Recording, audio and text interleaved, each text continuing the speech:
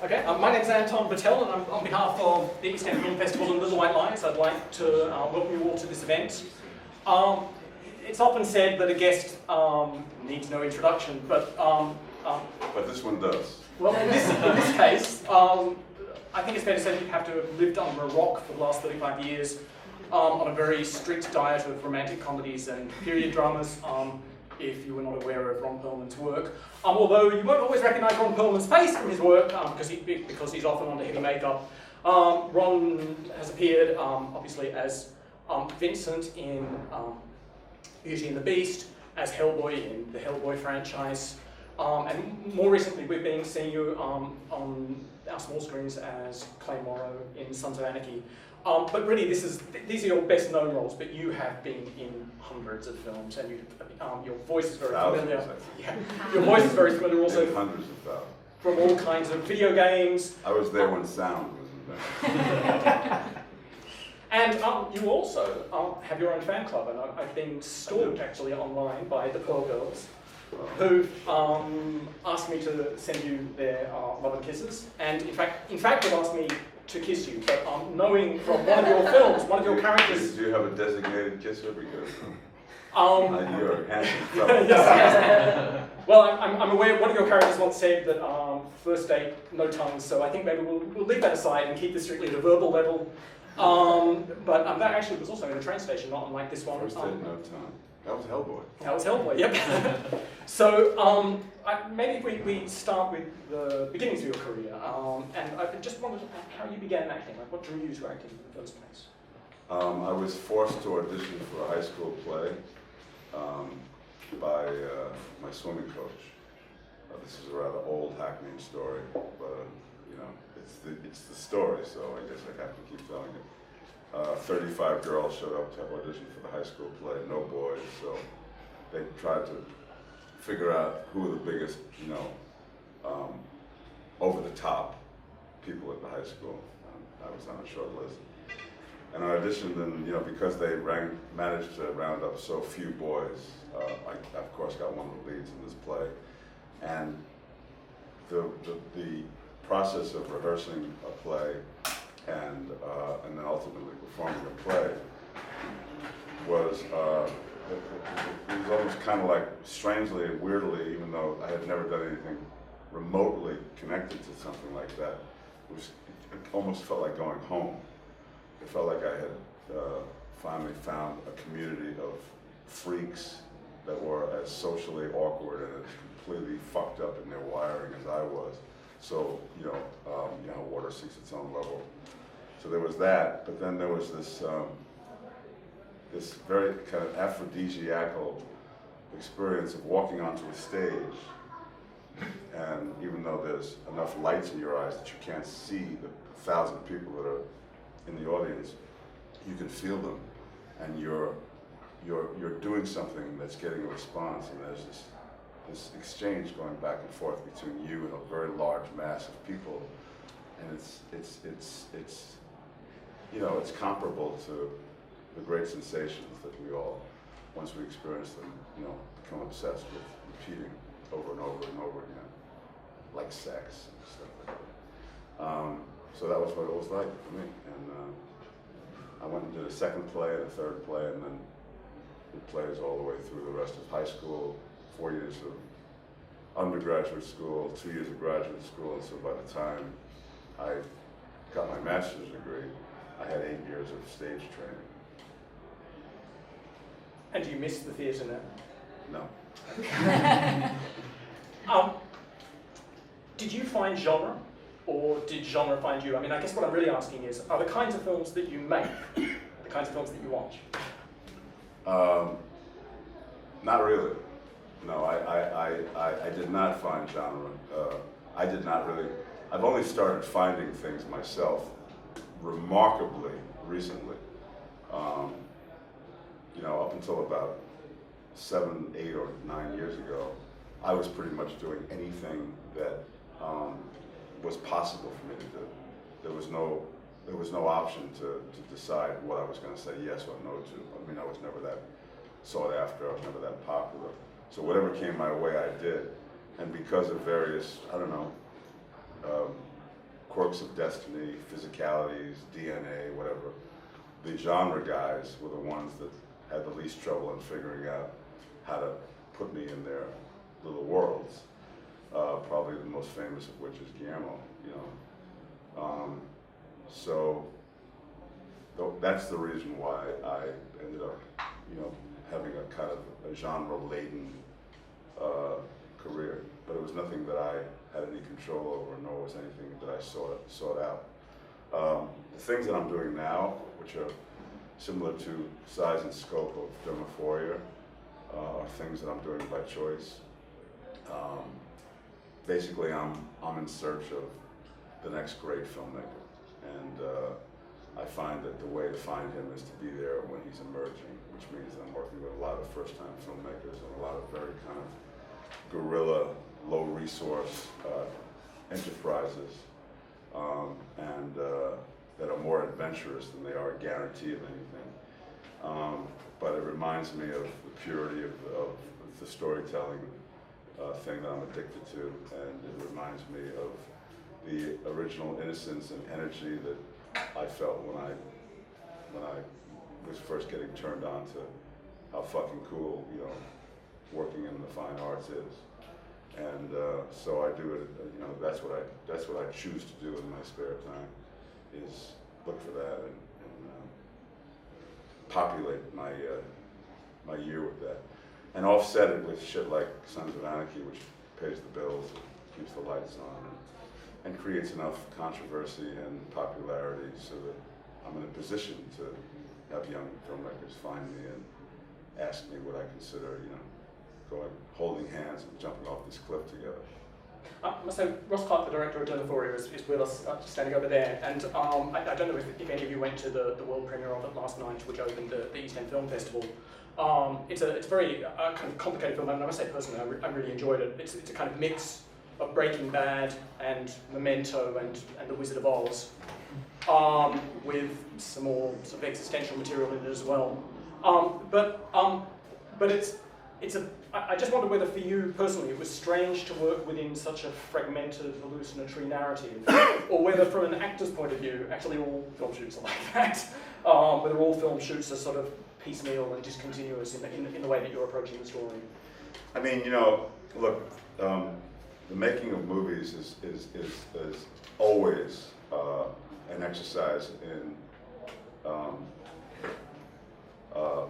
kind of jump-starting your imagination and relying on your imagination to put you in a world that really doesn't exist, but that you're trying to depict in a real enough way to convince the audience that, yes, it does exist. So everything outside of that dictum is a question of varying degrees. When you're working in a world like Dermaphoria, where there's so much that is imaginatively relied upon, it's just more of a question of degrees, and it's just more of a question of making sure that you. I mean, in a movie like Dermaphoria, it's clearly something that was generated and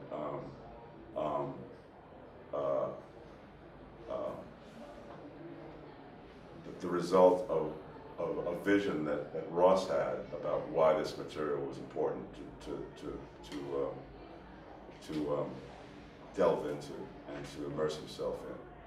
So it was also clear in a case like this, which is a highly stylized world and a highly stylized, ultimately cinematic world, as a result of that, to get on his wavelength and to find out, you know, what it was that obsessed him about this world, that obsessed him about this discussion, that obsessed him about this set of behavior, before we knew what our jobs were, you know, in terms of our little, you know, niche of storytelling inside the big picture of things.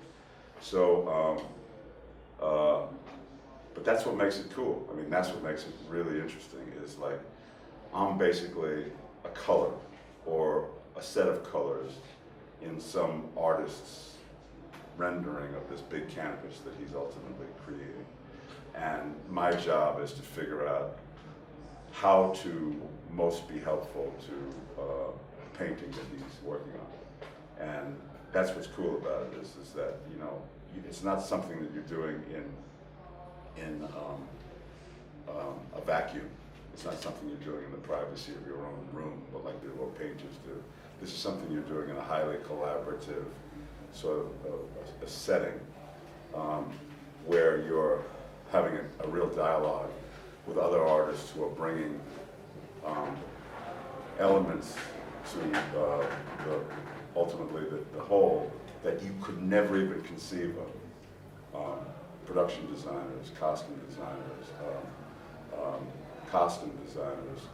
did I say that twice? Yeah. Costume designers. I'm really big into costume, but you get the idea.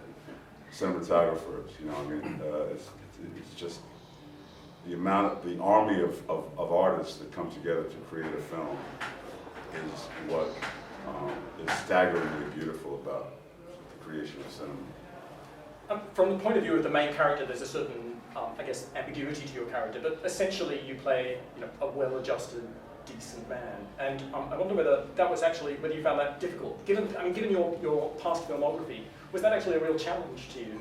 To play someone who's just a normal, decent person? No, I found that, you know, look, all I'm looking for in the character is, do I admire who this guy is? And sometimes, it's not a question of admiring him for his nobility, it's a question of finding nobility in whatever it is that he is, even if he's a serial killer.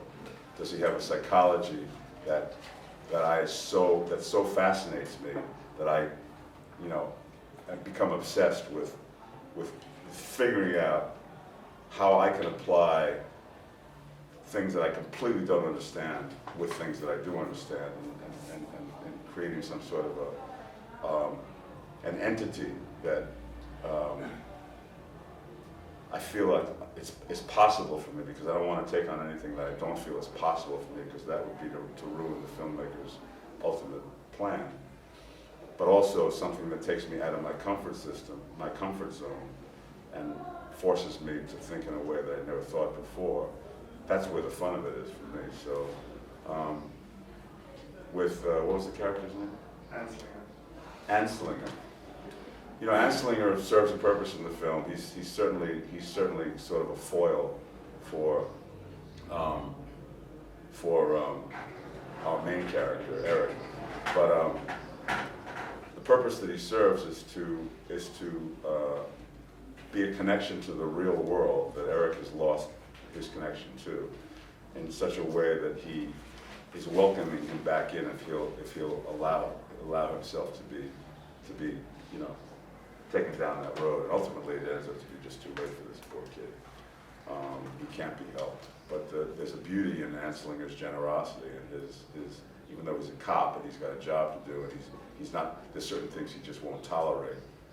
There's something about the kid that he sees that speaks to something in his better angels that brings this nobility out in the character. So that's what attracted me to playing Anslinger. That and the money. Money was off the chain. Your very first work was on TV, and you know, one of your big breakout roles was as Vincent. You know, really Vincent sort of dominated the kind of the late '80s on television, and you won your Golden Globe. I didn't quite go that far.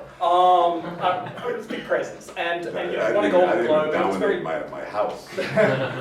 And since then, we've seen you a lot in Sons of Anakin. You've actually been in a lot of television series, and I mean, in fact, quite recently, Beauty and the Beast was reimagined really with a different cast and a different scenario.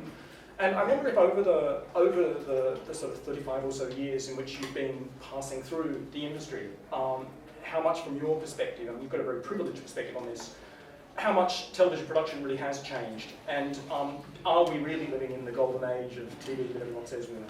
Yes, we are. And the reason why we're living in the golden age of TV is because of how difficult it's become for movies the size and scale of Dermaphoria and many, many thousands of movies like it to make their way into the marketplace. And that's simply a question of economics. It's just very expensive to open a film theatrically, so that it's actually easy to make a film, much easier to make a film than it is find somebody who's willing to take the risk to open a film in like 200 theaters in a country, or worldwide even. And so these little movies are getting made, which is always where the most cutting edge, imaginative, original, unique storytelling takes place. But they're not making their way to the public in the way that they used to, even like 15, 20 years ago. And so what we're seeing in cable television is the thirst for that kind of storytelling is as great as it ever was. The only place they're finding a way to get it is by tuning into AMC and A&E and FX and now Netflix, and I just did a brand new show for Amazon, which is into original content, and Hulu, and so yeah, I mean, people still need to, have their imagination sparked by great storytelling, and they're not going to get it by watching Warner Brothers and fucking, I don't want to mention any names, because you have cameras rolling, and, I still have children who are growing, who need to be fed, they're not going to get it from the studios that used to supply not only the big tentpole movies, but also all of the middle stuff too. If you just basically take every single movie that was made from 1963 to 1981, that whole filmography, which included things like The Graduate, Coming Home, and Taxi Driver, and all these things, none of those movies would get greenlit today. None of them. That's absurd. That's insane. So where does that kind of storytelling have to go? Because it has to go somewhere. It's in cable television, and that's why it's the golden age of television. But that's a cycle, and that's going to shift into something else eventually as well. And I'm launching my own production company right now, movie production company, so that I can just be hopefully part of a movement of people that tends to shift the conversation back to where it should have been, where it never left, which is the best storytelling is in, the short form feature film world. Not watching a series unfold over 7 years, but watching a movie that is an hour and 35 minutes long, that's perfect, that's flawless, that you don't have any questions about it after you've watched it. So, anyway. I know your first... I don't even remember what the fucking question was. How television has changed. You've answered it very well. Thank you very much. I was going to say long-ass answer. Your very first big screen role was as Neanderthal in Quest for Fire in the early 80s. And that kind of established possibly an unwelcome pattern for you, whereby you took on a number of roles that required you to sit for a very long time in a makeup chair. For example, obviously Hellboy and obviously Vincent, where in Hellboy you are this demonic creature with horns and a tail and red skin. You're a sort of manimal in, as Vincent, you were also a manimal in The Island of Dr. Moreau. You've been an alien in one of the Star Trek films. I guess my question is twofold about this issue. The first is, when you're in that chair and your face and your body are being made up, where's your mind go, given the many hours you must have spent in makeup? And my other question is, are you secretly relieved when you're off the parts where you get to just be in your own skin? It's funny because I really feel like now that I'm in the autumn of my life, and I'm really getting a chance to look back on things and see a shape to them that you cannot see when you're in the midst of it. All you know is you're in this fight for your life, and you're in a melee. None of it seems to make sense. But now that I look back on it, I feel the thing I feel most blessed about is that the shape of my particular career was exactly as it should have been, because in those early years, I was really uncomfortable in my own skin. But when you put me behind 4 hours worth of rubber and special effects, and I was hidden behind some other person's creation, I was free to really give a rather expansive performance. Without that, I was very kind of protective of myself because I wasn't comfortable in my own skin, so I was more hiding than I was.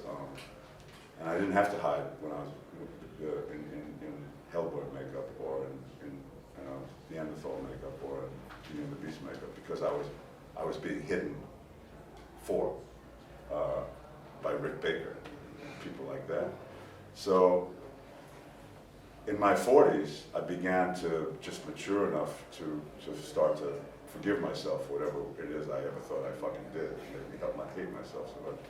And began to become quite comfortable in my own skin. And that's when the makeup roles started to be replaced by things like the stuff you're seeing now more than ever.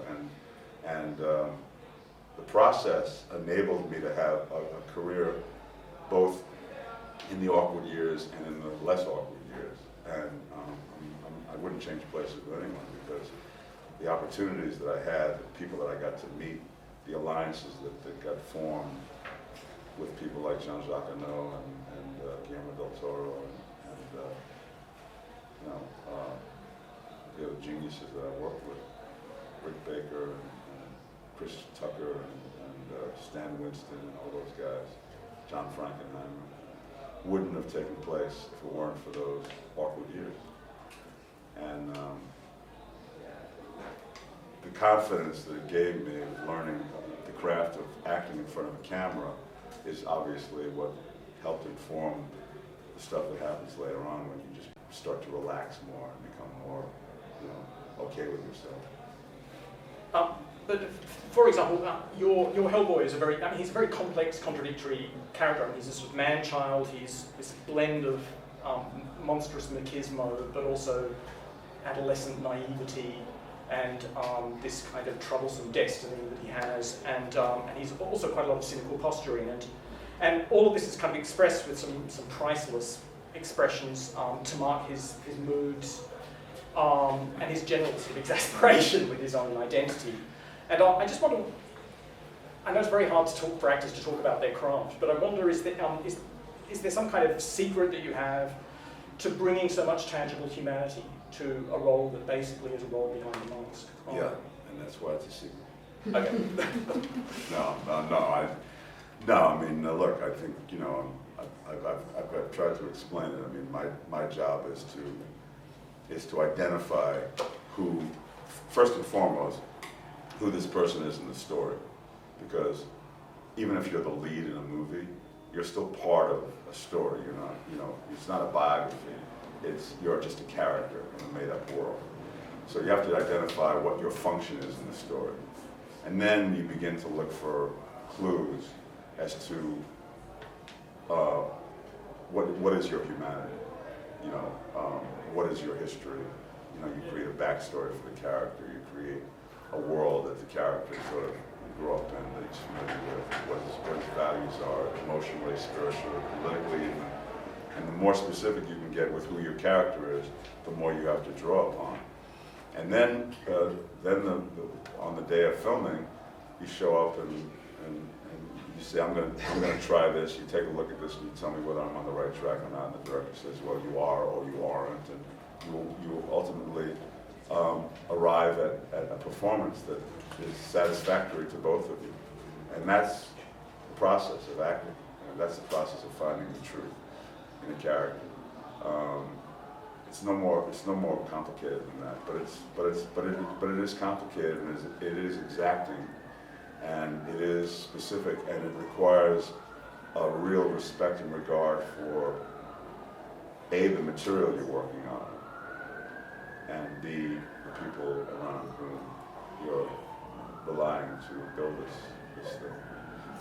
Rather famously, Hellboy 2 ends with a promise of an apocalyptic trilogy closer, and I know no one really knows whether the third film will get made or not, but if it were to get made, would you be up for it? Oh, Yeah. I feel obligated to make the third film. I feel, and everybody knows this, I mean, I've been saying it for like a year and a half now, but it just hit me that the fans of the film, the people who hung in there for the first two films and who really dug the movie, a promise was made, that you would see whether this guy was actually going to live up to his destiny, which is to destroy the world, or whether the better angels that were infused into him in his upbringing by Professor Broom would ultimately dominate. So it was always going to be this quintessential struggle between nature and nurture, and who was going to win out, and what that was going to cost, and what the collateral damage of all that was going to be, regardless of what the outcome was. And in knowing that Guillermo had a plan for that third film, and how huge in scope it was, and how really fucked up it was in terms of the wiring. You know, you have these two twin boys that are being born, and he knew how they were going to play out in this destiny struggle, and what it was going to mean to the mom, and what it was going to mean to the dad, and what the dad ultimately. I mean, it's a story that absolutely, essentially needs to be told. And once again, it's market forces that are preventing us from jumping right in there and doing it. And a couple of other things as well. You know, everybody's kind of busy doing their own thing, but, you know, while there's still life in me, I'm going to be fighting for that third film. I don't want the franchise to continue beyond that. I just want there to be a resolve for the sake of the people who, you know, who saw it set up for them in front of their eyes. Thank you. I certainly hope it happens. But besides the Hellboy films, you've actually worked with Guillermo del Toro on a number of films, like on Kronos and on Blade 2 and recently Pacific Rim. And you also have some other collaborations with certain directors. So, for example, not just Quest for Fire, but The Name of the Rose and Enemy at the Gates with Jean-Jacques Arnaud, and you worked with Cara and Germain as well on a number of projects. And I just wonder whether these, what value you place on these long-term collaborations with directors rather than working, you know, on a single film with a director, and what do they bring to your performances? You know, once again, I can't describe how fortunate I am that can be said about me. That you know, there are these relationships that get revisited over and over again. My favorite period of filmmaking was the 30s and 40s, was the big studio days. You know, the medium was truly born and invented and discovered in all of its glory in those first 20 years. And one of the things that was phenomenal about watching my heroes, which was Capra and Preston Sturges and John Ford and George Stevens, is that they worked with the same actors over and over again. So that they knew exactly what the actor was going to be able to give them, and the actor knew exactly what they were looking for. And there was this beautiful exchange. It was almost like working in a Philharmonic orchestra, where, you know, the piece changes. You know, sometimes you're doing Mozart, sometimes you're doing Bartok, sometimes you're doing Chopin. But everybody knows what their job is, and everybody knows that there's going to be joy in Mudville on that set. You know, that, I mean, when I'm on a Guillermo del Toro set, I know I'm going to have a great, great time. I know I'm going to have a lot of laughs. I know the crew's going to be, you know, just out of their minds, happy and delighted, and, you know, feeling like they're working on the coolest thing since sliced bread, you know. Same thing with Jean-Jacques, same thing with all the people who keep inviting me back to work. So yeah, I'm thrilled about the idea that I have these alliances, more than one. But you also have worked with some, you know, as a one-off with some of because the there giants. are people who hate me, who never want to work with me again. But with some giants, the genre. Most people never want to work with me again. And Russ will never work with me. And Russ was pissed off he had to walk me here. He just, you don't know where you're going. I just wonder, He didn't say that. of all the filmmakers with whom you haven't previously worked, is there one in particular that you'd love to have directing you? There's a long list of people who I'd love to have directing. I would love to have the Coen brothers directing. I would love to have Paul Thomas. You would be fantastic at I would love to have Paul Thomas Anderson directing me, you know. But there's all these unbelievable European filmmakers that are emerging all the time that I would love to be a part of, you know.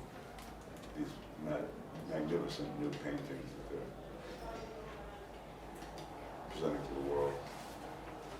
And you always have, when you're on screen, whether it's on the big screen or the television screen, you have a very kind of commanding physical presence. But quite a lot of the work that you've done recently just negates that and makes it invisible. And I'm talking particularly about your voiceover work for animated TV series and also for video games. And I wonder what first attracted you to that, and is it liberating to just be using your voice rather than to be on screen? Or? Well, there was a period in the 80s and 90s where it was really hard for me to pay my rent. And so I was looking to do anything where I could make, you know, a few $100. And that was when the cartoon world and the voiceover world emerged, and I started to do a lot of cartoons and a lot of video games. And I just fell in love with the process of going in and giving a full-blown performance with no discussion, no rehearsal, no, you know, you just show up on the day. You don't even have to wear clean clothes. You don't have to shave. You know, nobody gives a shit. You don't even have to wear pants, for Christ's sake. You just, you know, get in front of a microphone. You give this performance, and you know, by the end of the day, you've created a whole thing.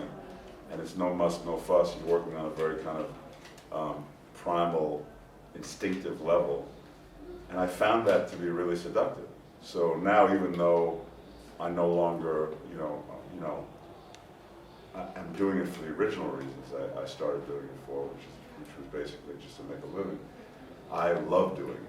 And I'm still working on, I have this wonderful movie called Book of Life, which Guillermo produced for a young Mexican filmmaker named Jorge Gutierrez. It's coming out in October. It's a big animated film about the Day of the Dead.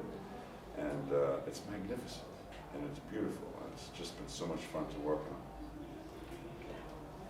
Thank you very much, and I just wondered if anybody has any questions for Ron. I have a question for you. Is it hot in here? Or Yes.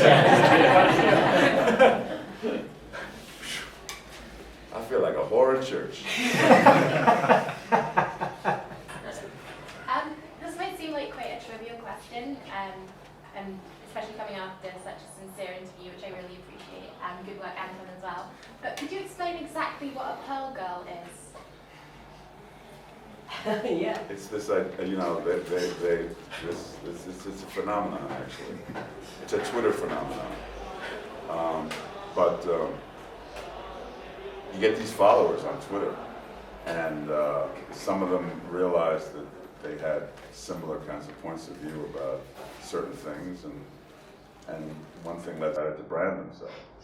And I have nothing to do with it, but I'm the recipient of a lot of wonderful good wishes, and I have more moms and aunts and sisters than I ever thought I would ever have, because it's a very kind of familial, like, protective place. If somebody says some bad shit about me on Twitter, I got these Pearl Girls. You say motherfucker.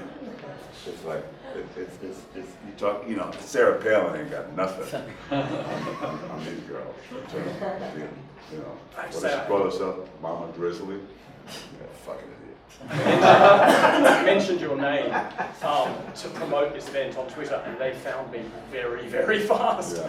They'll be checking out everything as we speak right now, and it'll be all, you know. And it's a very small, very kind of, but very passionate group of ladies, most of whom I've met in my little travels around the world. And, you know, they're just quintessential devotees.